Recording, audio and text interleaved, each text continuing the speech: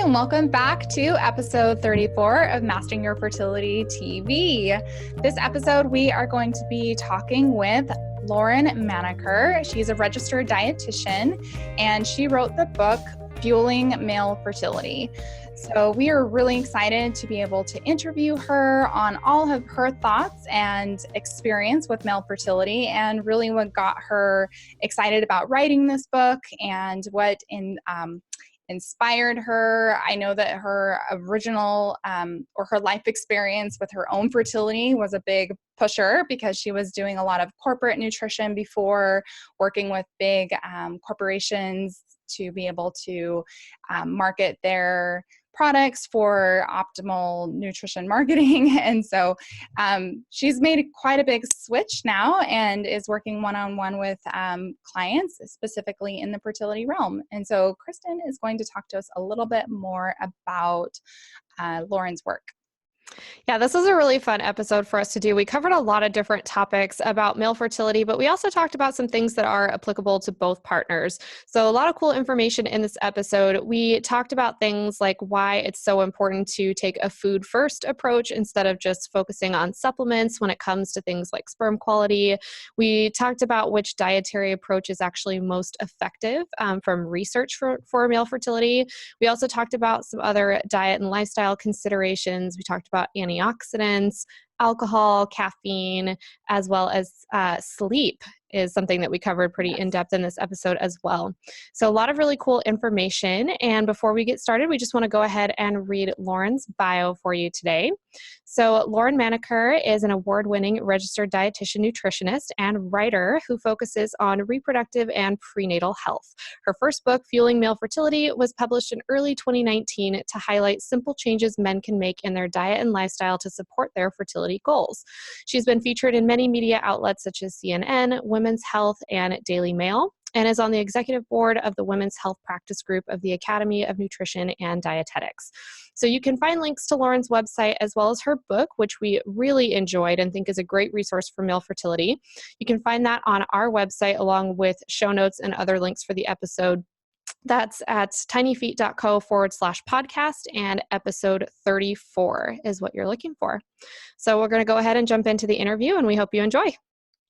All right. Welcome, Lauren Manaker. Thank you so much for being with us this morning on the Mastering Your Fertility podcast. Thank you so much for inviting me. I'm so excited to be here.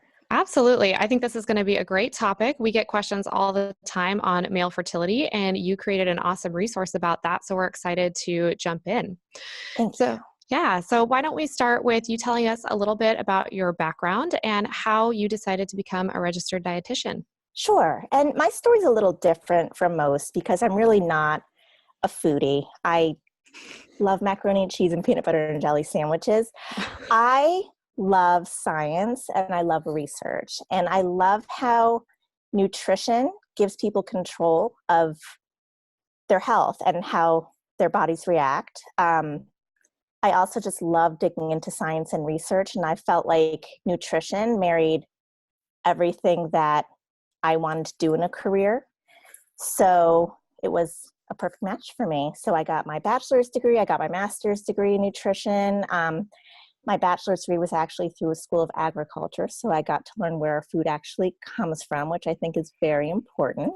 Mm-hmm. And I've been practicing for almost 18 years now. Wow. Long career. Yeah. You're very experienced. So what motivated you to start focusing on fertility and pregnancy in your private practice, which I believe you just started recently? I did. I just came up on my 1-year anniversary. So what motivated me, thank you, was my own personal experience with my fertility journey, which was almost 5 years long, and my pregnancy, and going through a lot of doctors, a lot of specialists, and over almost 6-year journey between the two.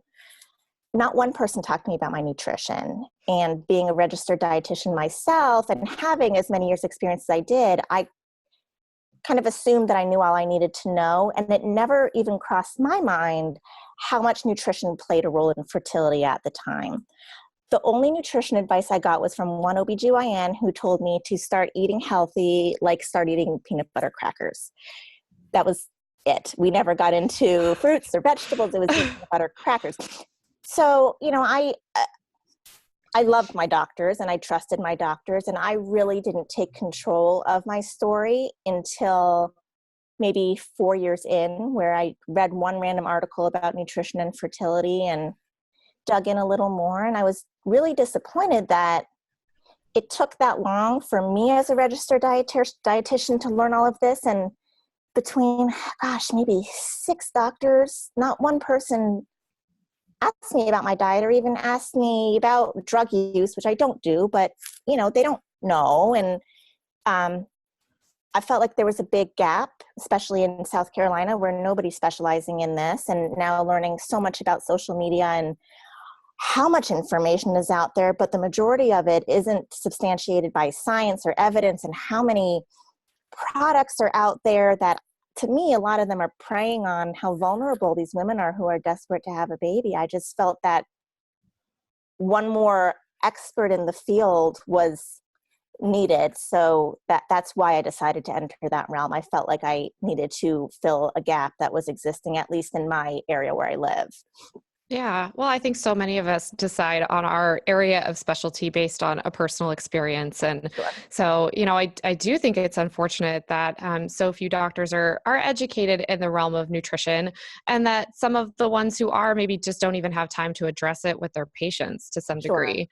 Well, And when it comes to preconception and fertility, only about half of doctors from a study that we read are actually even aware of preconception guidelines that have anything to do with nutrition or testing or what to look at. So that's Sure. an important consideration too. And I would agree with that. I was actually very disappointed when I first started out, and I was speaking with reproductive endocrinologists to hopefully build a relationship with them. And one told me his view in that he feels like at least Americans now have never been more well-nourished than they ever have been in the history of the world, because there are so many women that are obese. And obesity and being well-nourished are two different things in my book. You can be obese, but you can't assume that they're taking in all the nutrients that they need to support their fertility and support their pregnancy. So that disappointed me, that he didn't feel that there was a need for nutrition education because of the physical weight that these women were carrying. That's Yep. so, it's just so interesting, because the vast majority of preconception care research is about obesity and how much it affects the egg and sperm quality, and how much it affects epigenetics, and how much it affects like your ability to get pregnant. So for a reproductive endocrinologist not to know that is just strange. Yeah. All right. So let's talk a little bit about your book, because you created, a lot of women that go into this field, either in nutrition or in another field that helps out with fertility. As women, we tend to focus on women, but Sure. you actually wrote a book and a resource for men called Fueling Male Fertility. So Yes. how did the idea for writing that come about? Again, a lot of it comes from my own personal experience, that even when I was motivated to clean up my diet and eat organic and eat my fruits and veggies, my husband wasn't on board, and I didn't encourage him to be on board, because I was the one carrying the baby and I was the one getting all of the needles, that naturally it was all my responsibility. So I thought at the time, now I know the story's a little different, and now doing what I'm doing and being on social media and seeing what a lot of my followers are posting, again, they're getting a lot of misinformation, and they're throwing all of these supplements at their husbands that may or may not have any evidence behind it, but not really worrying so much about the food that they're eating. So I wanted to just sort through all the muck and help these men figure out what they should or shouldn't be doing if they want to enhance their fertility. So that's number one. Number two, when I started my private practice, I was hoping to counsel couples, and I've had maybe one man actually want to talk to me. And a lot of women are willing to relay the information to their husband, but it's like that game of telephone where you tell them something and wait 2 days and Lord knows what she's actually telling her husband. So I felt that having something written might be a better avenue for these men where they can read it on their own time, or even their wives can read it and then go to the grocery store after. Because as much as I was trying, these men just aren't taking the time to talk to me. So this was the next best thing, in my opinion. Yeah, I agree. I think it's great for men to have something that they can do on their own. It does seem to be a trend for whatever reason that our husbands they don't really like to go to the doctor. They don't really like to talk to people about their health. I don't know if it just makes them feel really on the spot or something, but Haley, I know your partner is like that and mine is as well. And my husband is a nutritionist and he still has that kind of hesitation. He doesn't even like to, he wouldn't even sit down. When I was going through my nutrition training, he went through the year after me. And so I used him as kind of a practice client when I was going through, and he's like, I don't want to do this. And so no interest. I understand. Yeah. So do you think that a lot of couples, and especially men, do kind of tend to think of some of their fertility status as being kind of out of their control? Like if something's not happening for them, it's just bad luck. And do you think that most people even know that their choices before pregnancy can influence their outcomes? I think it depends on the couple. I've been very surprised getting on social media. P.S. I only got on social media last year. I've lived in that bubble where I never had an Instagram account before a year ago. I feel like the women that are being proactive are taking the time to learn so much, and they're really taking matters into their own hands. When I speak with really women who aren't in that world, and just really depending on their doctor, and there's some very competent doctors out there. I don't want to imply that these doctors don't know what they're doing because they have so much going on. But they really aren't aware that there are other lifestyle and dietary things they can do to complement what the doctor's doing. Or if they're trying to get pregnant naturally without going under assisted reproduction, they're timing their cycles, but I don't think that they're all aware that they may be able to support their egg quality just by adding in some simple dietary things into their diet. Yeah. Yeah, I would agree with that for sure. Absolutely. With, I think it's interesting with the supplement companies too, is that like you were saying on social media, is that there's a lot of hype about certain supplements that you can take. And we definitely talk about that and we advocate for certain supplements for sure. They have their place, but I think sometimes diet can be not as emphasized, and people, unless they've experienced it themselves, don't really have a lot of confidence that a few changes in their diet is going to make such a huge difference. Especially because it takes time, it takes 3 months or so before you really make significant changes to your diet before you'll see significant changes to, say, your cycle or your cervical mucus, or there's a lot of physical changes that you'll end up seeing if you stick with it, but sometimes people don't really stick with it long enough to see the massive changes. Well, I also think it's a lot easier to take a pill in the morning versus make a point to sneak in the fruits and vegetables and, make a piece of fish for dinner. It's an effort. I struggle with it too. So I also think the supplement companies, some of their marketing implies that you don't have to do anything but take this pill and you'll magically get pregnant. And I don't really think that's fair. Well, they're kind of playing to like a cultural tendency that we have. And I think with supplements, like we don't really view diet as a treatment for anything. We view taking a pill as like actively I'm treating, whatever the underlying issue is, as opposed to just changing up their food. It doesn't feel like a medical treatment to people. Yes, you're right. I never thought of it that way. Yeah. Well, I was going to also make the analogy of kind of like a supplement is when you're taking CoQ10, it's really a drop in the bucket compared to the CoQ10 that you can get from fruits and vegetables and from meats, like healthy meats. And, you're spending $1 per pill on CoQ10, so it becomes very expensive. And you can actually get a lot of CoQ10 just from your diet alone. So and I don't quality think, from the food. Yeah.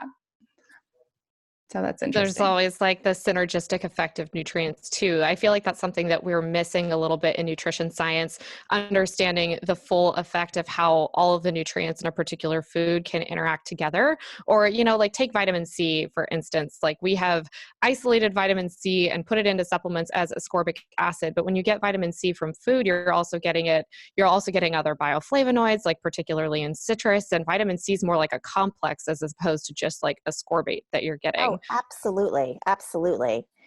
And again, you know what you're getting in that orange too. In these supplements, sometimes I at least, I'm not quite sure with certain brands what you're actually getting versus what the bottle says you're getting. Definitely. And you have to eat anyways. So eat Yeah. eat what your body needs. Might as well eat your nutrients for sure. So if we're going to take it back to the male fertility aspect where we want to focus this episode on, I know that Kristin and I could definitely go on super tangents, especially when it comes to nutrition. But so when we talk about male fertility issues, what are we really talking about here? Can you give us some overview of different ways that male fertility can be less than optimal? Sure. So some things that are often checked, usually at a reproductive endocrinologist or urologist will check for things like a low sperm count. So there's a certain quantity that you want to see in a sample. And if a man has a lower quantity than what is desired, then that could be a concern. Poor motility means poor movement. Abnormal sperm shape. So some sperm might have two heads, some might have two tails. And, in some cases, a little bit isn't really that much of a cause of a concern, but too much is where it may play a role in having couples struggling.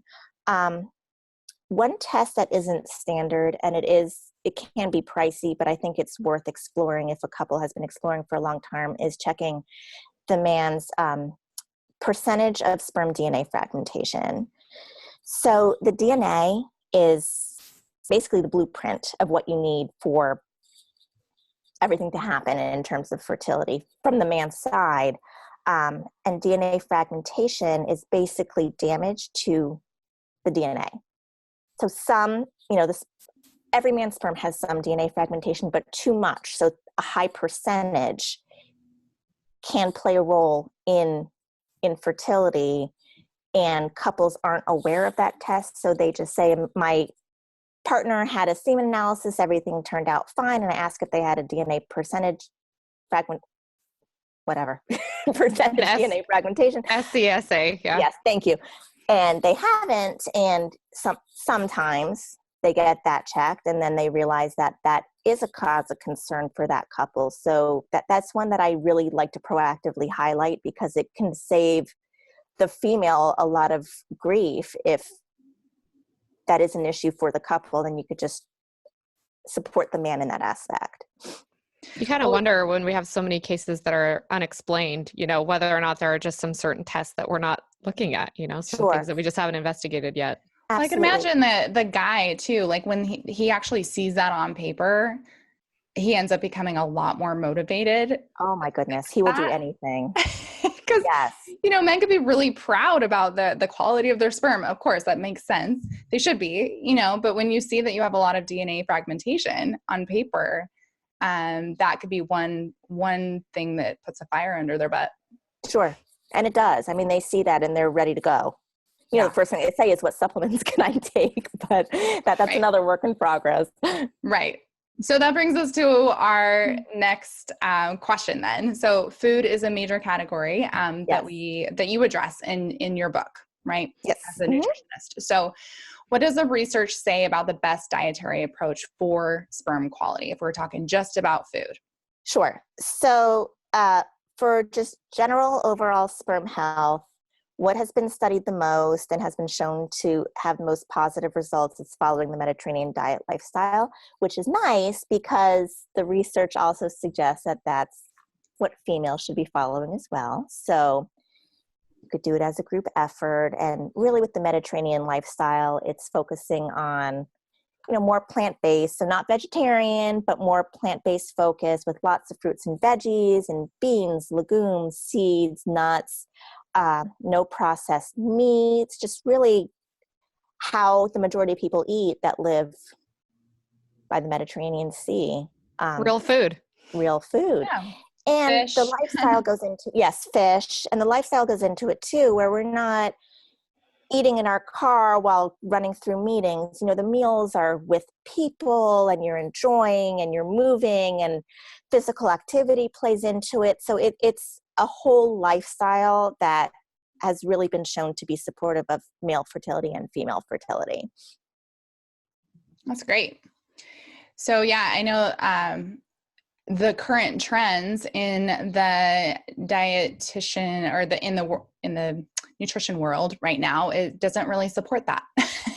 Right. Unfortunately, like keto and paleo and even elimination diets and stuff that we absolutely feel like is beneficial for people who are struggling with fertility to just see what their food sensitivities are.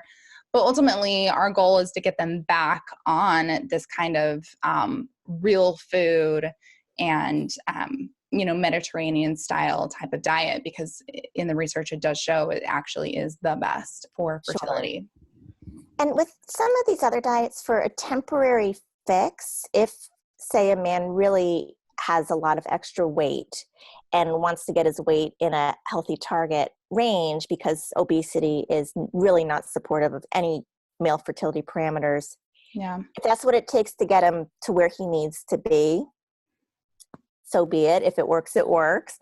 But then, long term throughout the journey, once he gets to that target weight, it is best for him to transition to that Mediterranean lifestyle with, like you were mentioning, the fish and the fruits and the veggies and all of those goodies. Yeah. So what you're saying is that he could potentially do keto. I know a lot of the keto studies have been studied just on men, and it has been pretty successful with men. They seem to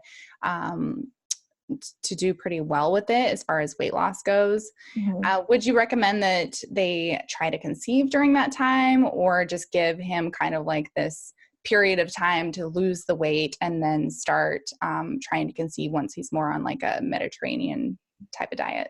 No one's asked me that question before, but I'm thinking out loud here. I normally say no for women because my concern is egg quality. And then if the cycle works and she becomes pregnant, I do not recommend keto for women. But in terms of men, if he is trying and it happens to work, it works. I think the issue with keto that may not be supportive with fertility is all of these shakes and keto cookies, and really it's essentially junk food. Even though it's marketed as keto, it's not giving him the antioxidants that he needs and things that are really supportive of the fertility. Even though he may be losing weight, I think if he's going to be doing keto for fertility reasons, I would recommend that he sticks with the real food and maximize the carbs to get in as many antioxidants as he can. In this case, he would need to supplement appropriately. But I don't think it's as big of a concern for men to try to conceive while they're on the keto diet, as long as he's doing it healthfully. Yeah. I think the main concern that I really have with keto is just the lack of variety in fruits and vegetables that most people are consuming on that diet. If you're really counting carbs and you're testing to like making sure that you're in ketosis, and, some people have to go lower carb than others to confirm that. And that does present a problem with certain fruits even that would be off limits if you're going to try to stay in ketosis all the time. Things that have really amazing antioxidant properties, the lack of fiber, the effect on the microbiome. We know that a high-fat diet can have an inflammatory effect on the microbiome, and, are we transporting endotoxin through the gut lining? I mean, there's a lot of concerns that I feel like aren't necessarily always addressed when people talk about the health benefits of keto. They kind of forget to talk about some of the other things that we don't really know yet in the science. Yeah. About the long-term health effects. So I'm kind of with you, Lauren. I think that, there could be some short-term therapeutic benefit to some of these diets. And then if a man is trying to conceive and they happen to be successful while he's doing keto, then fine. I think the goal should always be the most variety, most inclusive diet possible for most people. as long as it's real food. I think the least restriction that we can place on people, something that's more sustainable, but that's still real food based, I think should be the goal, I think, for men and women. Yeah. Oh, I agree. And I think that's where, people are depending on the supplements or even these keto shakes. You're eating the same keto shake every day. The whole point of the variety in a diet is so if you didn't have a huge intake of one nutrient yesterday, hopefully you will today. And it's just a long-term goal to get in what you need. It's not, every day you're trying to hit the same mark every day. So I would agree with you on that too. I think the scary thing about the standard American diet is that, especially people who are relying on a large number of processed foods is like, if you actually count how many different foods they're eating in the diet, it's like 6. Yeah. It's like a really scary number. It's like 6 to 10. Yeah. And then I've been reading some newer research on like what supports the microbiome, like what's healthiest for the gut. And the biggest determinant of gut health, which we know is important for every other, risk for every other type of health condition, every chronic disease can be linked in some way to the gut microbiome, but 30 plant species a week. So if you're eating 30 different plant species a week has the greatest impact on diversity and health of the microbiome. Wow. And most people aren't even getting close to that. Like even people who eat a lot of vegetables. I don't think I'm getting close to that. So I've started paying attention to it and I'm kind of amazed at how difficult it actually is to get that much variety. Yeah. Well, what's interesting is I feel like that's where herbs and spices can come in because, there's actually been research on herbs and spices and its ability to help support the liver, right? And the liver likes having variety and likes having challenges like that, like a new type of spice or a new type of herb that comes into its world that it wasn't necessarily, it hasn't come across in a while, right? So whether it be like mustard seed or something like that, it actually strengthens the liver when you give it a variety like that. So it sounds like it also strengthens the microbiome in the same way. I love that. Mm-hmm. I've recently, I'm going on a bunny trail too. We do it all the time. It's cool. I like it. It's my style. I love it. I've been reading quite a few studies on the microbiome and it's linked to IVF success in women, which was something that I really never considered. And it's fascinating. It's also just so motivating for eating a variety of fruits and vegetables. When you talk about antioxidants, I feel like they've heard it a million times. But when you talk about supporting your microbiome to support your fertility, it's just another angle to have people focus on food. Yeah, definitely. Yeah. That's one of the reasons that we focus so hard on gut health in our practice is some of the first functional testing that we do on a couple is for exactly that reason, because there is a lot of quality research, not only that suggests that the microbiome is linked to fertility, but we have so much research that suggests it's linked to all of these other overall health things. Mm-hmm. And we know that, fertility is kind of a reflection of that overall health. So, some of that is drawing the lines that we don't quite have to the direct studies for fertility, but I think it's really interesting to see how that's coming out in the research now. I do too. It's very cool. Yeah. Okay, so since we're on the subject of microbiome, I was actually just thinking of my own husband because I want to get back to male fertility. And he thinks his microbiome is like untouchable. He thinks it's like amazing. But of course, as a naturopathic doctor, I'm like, not so much, like when you're spending that much time in the bathroom. But anyway, so what can men do specifically to support their microbiome? How and in what ways do you think their microbiome might be affecting their sperm quality or their sperm production or overall fertility? There is some data supporting the fact that men's microbiome plays a role in sperm health. So even if that doesn't apply to a single person, like you were saying before, there's so many other factors that play a role in his general health and how the microbiome can either enhance it or really not support it at all.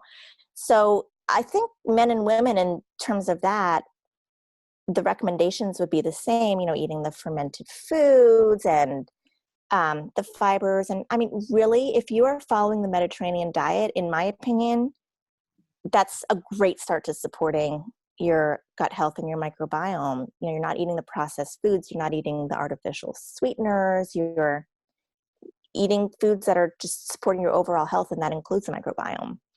Yeah. Yeah. What about food quality, like pesticides and herbicides, and do those affect the microbiome? I haven't dug into that research as much. I can say that there is evidence that it negatively plays a role in both male and female fertility. So it may be because of microbiome, it may be for other reasons. I can't say for certain. Yeah. I think there's a decent amount of research on pesticides and female fertility, particularly large exposures, not necessarily exposure from the diet, but if we know that these things are dangerous in large amounts, and we haven't really done the studies on what's the cumulative effect of consuming small amounts of pesticide on non-organic fruits and vegetables over long periods of time, I think it makes sense to recommend organic as much as possible. Mm-hmm. Not everybody can afford to buy every single thing organic, but we have lists like the EWG's, Dirty Dozen, Clean 15, and so we tend to recommend like tiers. It's like a good, better, best option for like how you can start improving your food quality. Sure. And I think it's unfortunate that there isn't more emphasis on quality in some of the research. It's not really specified, like especially when it comes to animal products, because that does make a big difference. Mm-hmm. Yeah, I think we're getting there. I'm finding really in the past year, the researchers are really distinguishing between produce and organic produce. Again, it's produce, it's not the animal products like you're referring to, but we have to start somewhere. So we're starting with the produce. And I really think that they're trying to distinguish between the two. I think it's a tricky thing to convey to the public, because my fear is if we're saying only organic foods, I don't want my clients to fear fruits and vegetables because they don't have access to organic or they can't afford organic. So they're choosing a Big Mac instead of cherries because they're afraid of conventional cherries. To me, conventional cherries are still a better choice than a Big Mac. So I don't want McDonald's to come after me. I'm sorry, McDonald's. Well, I mean, really. Yeah, right. That's a good point that you're making. So I think that it's a hard thing to convey to the public. On one hand, on the other hand, we do need to know what we can do to support people's fertility. I also think that if we have more studies that show, the benefits of eating organic, consumer demand goes up, scale of production goes up, and prices go down Sure. too. So part of it is consumer demand for sure. Mm-hmm.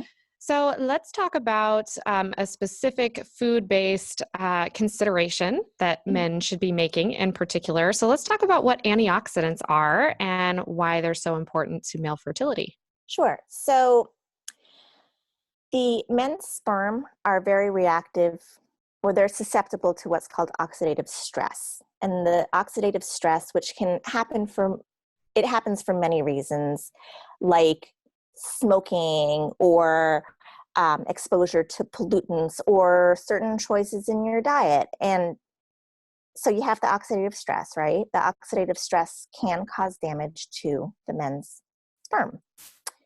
If the men's sperm is damaged, then he can have trouble with fertility. So we want to eat antioxidants, right? The antioxidants work again, they combat the oxidative stress.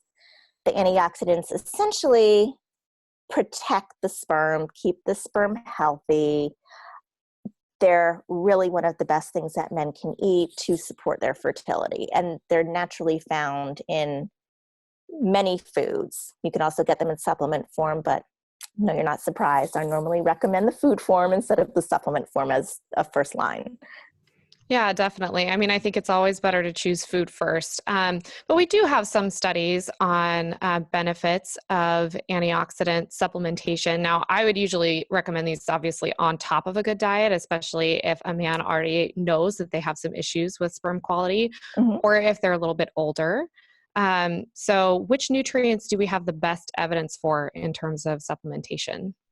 In terms of supplementation, I've read some good studies. I've read some studies that don't show as great of results. So to me, a lot of the evidence is conflicting. I will say I've been very impressed with the studies regarding vitamin E supplementation and male fertility parameters in a high dose. So, you know, you look at these supplements and they say they have vitamin E and they have like 10 international units.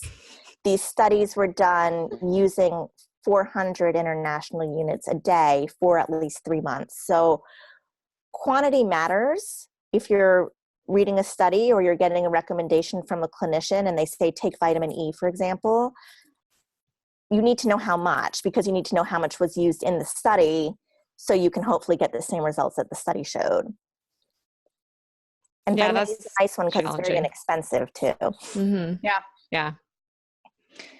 Yeah, I think a combination of vitamin E and vitamin C is very inexpensive and great go-to antioxidants.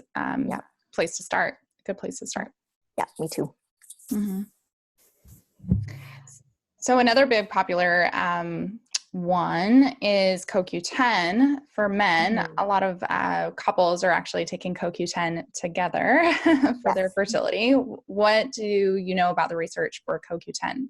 So the CoQ10, actually, I have read some decent studies on CoQ10 supplementation and its effect on some male fertility parameters, not all. So what I don't love is when I see people automatically telling men to take CoQ10 for fertility, because something like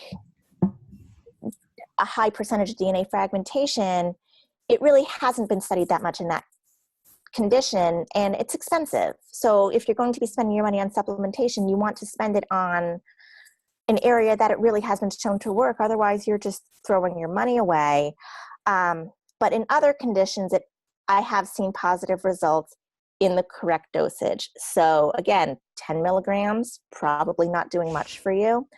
From what I've seen, between 150 and 300, 400 milligrams a day. I don't know if you've read anything different.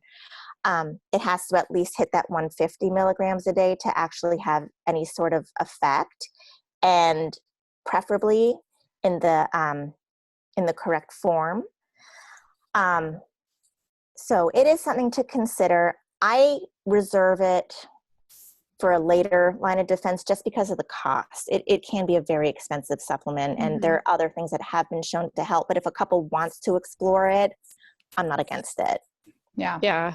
I think what's hard is that, if you're willing to spend $60 a month on a CoQ10 supplement and taking 300 milligrams a day, but you still have all of these sources of like increased oxidative damage coming from your diet or your exposures, what really is the point of that? I guess, if you're willing to go to that length to try to improve sperm quality, you really do need to make sure that you have the basics in place first. I agree. Absolutely. And it's like trying to exercise off a pizza or something. Like you can't exercise off bad dietary choices, just like you can't counteract bad diet and lifestyle choices just with supplements.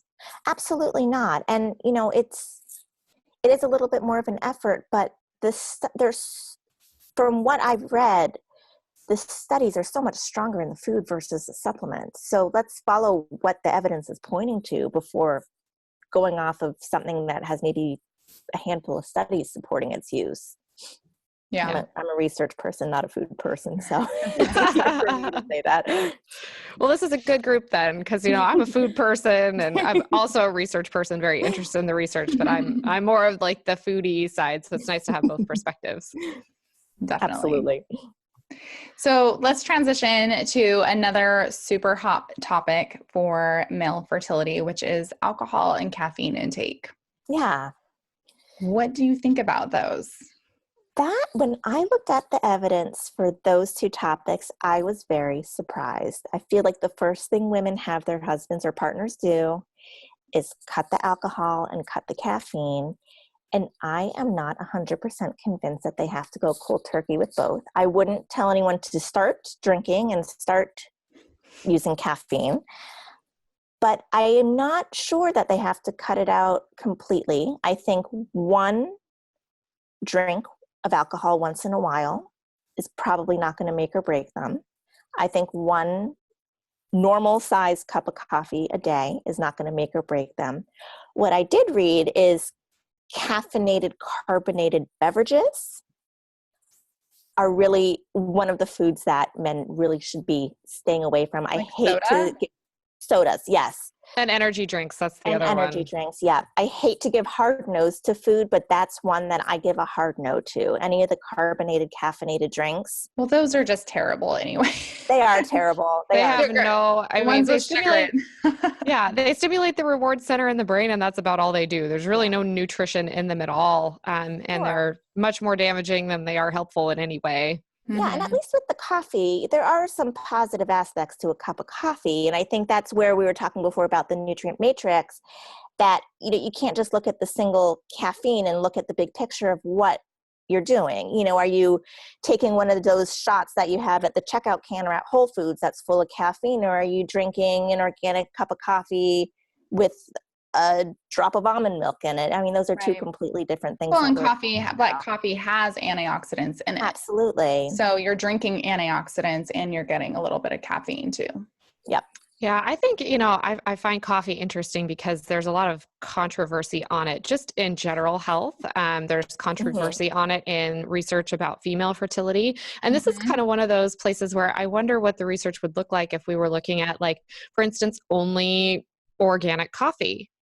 Because there's a lot of different ways to consume coffee, and some of them require a lot more chemical processing than others. And so it would be interesting to see what the studies on coffee would be if we were differentiating on quality. I think that would be fascinating. Well, I have my own theory on coffee, and this is a theory, so I have nothing to back it up, if you don't mind me sharing. Please. I gave up all caffeine about 2 months ago. I was suffering from a concussion and it wouldn't go away. And the doctor was really focused on my sleep quality. And he said, if I'm not getting good sleep, then every other aspect of my health, I can't expect for it to get better if I'm not getting good sleep. I had 1 cup of coffee every morning. He told me to cut out that 1 cup of coffee because coffee is a stimulant. And even though I'm having it in the morning, it could be affecting my sleep.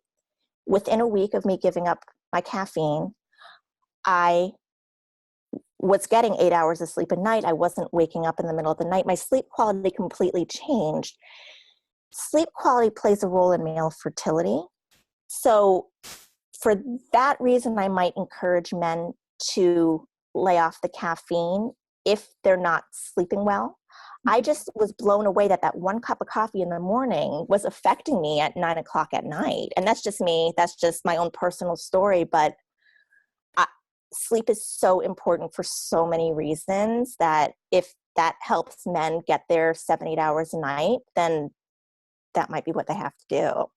Yeah. I think another reason why research on caffeine is controversial is there's a big bio-individuality piece. Like, everybody has a different capacity to process caffeine. We all have different genetics that affect, what enzymes we're producing enough of, or how, what our nutritional pathways are doing that might affect nutrients that our liver needs for detoxification and processing. And so I think that's another thing that is kind of difficult to determine from studies. And so it is really important for people to be looking at their specific situation, paying attention to their sleep, paying attention to their energy levels, paying attention to whether or not they feel jittery, an hour after they drink a cup of coffee. Yeah. So I think that's great advice. And I think it brings us to our next question, which is I wanted to say something about sleep real quick. Oh, go for it. We do have an episode all about sleep, episode number 6.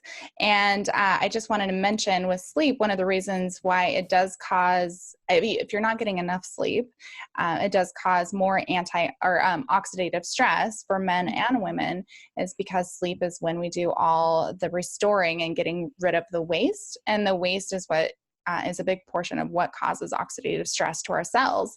And so every 90 minutes, we go through a REM cycle, and we go through basically a cleaning out cycle.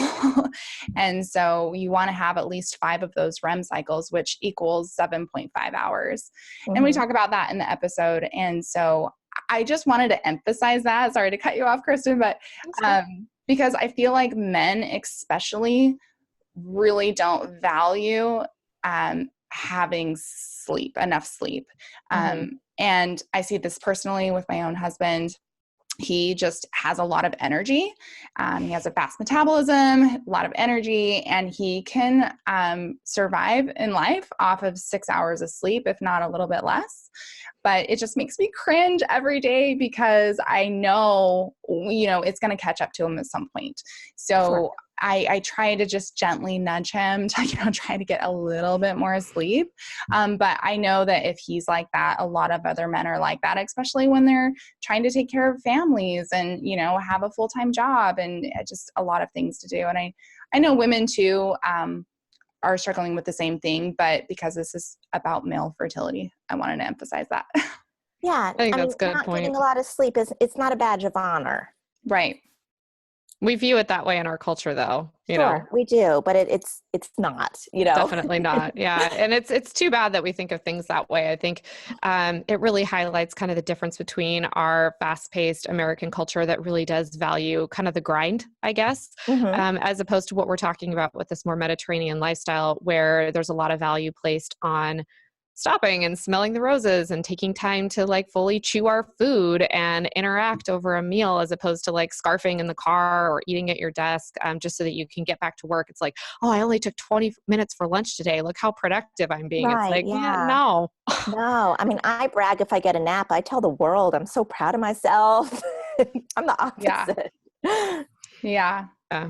I wish that well, this is a horrible thing to wish, but I wish he would actually have some like symptoms from the lack of sleep, but he doesn't. It's like, I just know it's going to hit him later on. Yeah. But he's like, no, I'm doing just great off of, 5-6 hours of sleep. And I'm like, oh man, like, because I definitely have some symptoms. Like I cannot function unless I get at least, 7.5, 8 hours of sleep. So it's just interesting the difference between our genetics and our metabolism and how well he's able to get through the day off that. So, sure. Mm-hmm.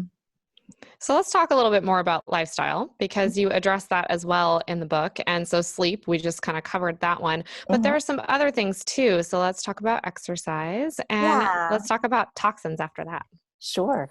It's a hard conversation to have because everything's a priority, right? So you have to eat well, and that's a priority. And then you need your 7-8 hours of sleep at night. That's a priority. And then you need to exercise. You need to prioritize your time to exercise. And then you also need to manage your stress for everything that I just listed. But, I think something has to give. And if you want to take care of yourself, bottom line is you have to prioritize your health and prioritize yourself. And there's not one thing that I just listed that is more important than the other. Everything plays into everything. So in terms of lifestyle, it's not rocket science, honestly. It's sleep. It's managing your stress. It's moderate exercise. So not running a marathon and, doing the Ironmans if you're trying to enhance your fertility, but, moderate weightlifting and moderate cardio is absolutely what should be done right now. Swimming's a lovely thing to do in the summertime. But, all those play hand in hand, and you're going to see the results if you stick with it. I agree. Yeah. I think when you were saying not one of these things is more important than the other, it kind of reminds me of the beginning of my journey when I was like totally convinced that I was going to fix everything that I had going on in my life just by changing my diet. And it's like, Kristin, you're super type A and you operate at a very high level of stress and, you're super productive, but you're also not getting enough sleep and you're not thinking enough about filling up your plate with 75 things a day. And it's amazing how much I've had to really walk that back and be like, okay, lifestyle is just as important, because I could eat a perfect diet and still have a lot of symptoms and have issues if I'm not sleeping. On the other hand, if every other aspect of my life is, more under control, like I'm in a low period of stress, I'm getting plenty of sleep, I'm exercising regularly, maybe I could eat something that I wouldn't normally tolerate, and I actually can because I'm taking care of everything else. So I just kind of wanted to emphasize that point for the ladies and the men, how important it is to make sure that you're not putting one of these things so far above another that you're ignoring a key piece of the puzzle. Yeah, and they don't cancel each other out. You just you need them all. And like you were saying, you don't have to go gangbusters with one. You could skip a workout one day and you're fine, just as long as, the overall, you're just being kind to yourself and doing what most people intuitively know what that means for themselves. Mm-hmm. Yeah. I saw an article posted by a fellow RD, Lily Nichols. She posted something on Facebook that was, it had something to do with like the culture that we're living in, this like deprivation. Like in order to be healthy, we have to starve ourselves and we have to work ourselves to the bone at the gym. And like being healthy is kind of that grind that you have to punish yourself. Or maybe it was another nutritional therapist that posted that. I saw it on Facebook this morning, and it just kind of, sparked my interest, because I do think that's a big problem in our culture, is the idea that in order to be healthy, we have to punish ourselves in some way. Yeah, I agree. And I don't agree with doing that, but I agree with what you're saying. And, it doesn't have to be, to me, I think about like, when you're on vacation and you're just, taking care of yourself and sleeping and exercising and eating fruit at the buffet bar. And to me, that's a positive way of living versus, waking up and downing a cup of coffee and then not eating again until dinner time and not breathing and saying hello to your wife before you leave the house. It just isn't conducive to supporting any health aspect, especially fertility. Yeah, for sure. So let's talk about toxins, because this is another one that I feel like men don't think very much about what they put on their bodies. I think that's one of our biggest exposures. I think it's become popular to talk about personal care products for women's fertility.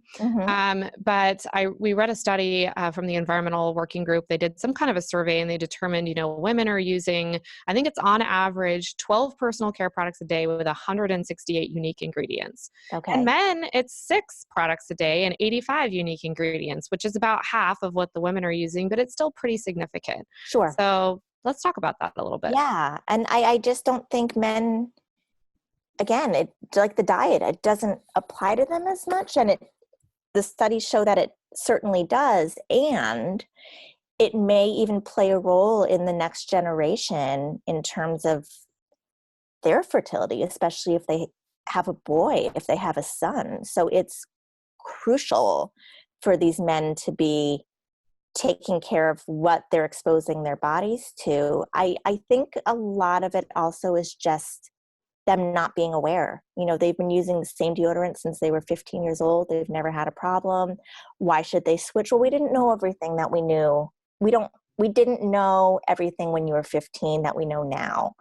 So as we're learning, I think everyone needs to be more flexible with what they're doing and tweak according to the research and limit the exposure, because you can't argue with the evidence there, and it's an easy swap. I can help. I've been through like every brand. So men definitely need to be aware of that. I think men also need to be aware of things like the plastics exposures and the hot foods and the microwaving, and the same rules apply to men as they do the women. Yeah. That's a hard place, especially because I think for men, deodorant smells good, which is another problem because, phthalate chemicals, and that in particular, what we're talking about for like next generation male fertility, phthalates are one of the worst things we can expose baby boys to in utero and early in life for, testicular dysfunction potentially, as well as urogenital defects. And that's kind of scary. But I think you get used to like the way that your products smell, you get used to the way that they feel. And, I just had this funny conversation with my dad because he's been using the same hair mousse forever.